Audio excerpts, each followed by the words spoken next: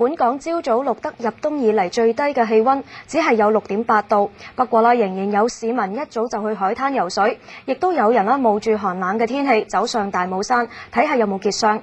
陳以影報導。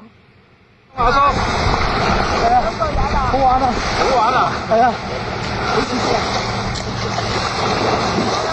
喺青山泥道灣，一早就有人嚟游水，唔少都係公公婆婆。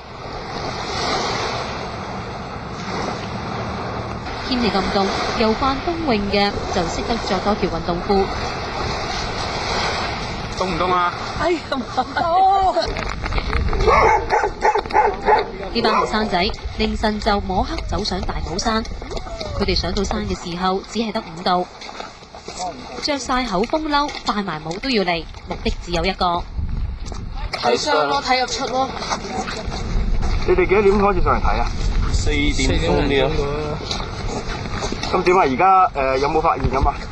暫時未有。揾隻手去拎下睇下係咪？係咯。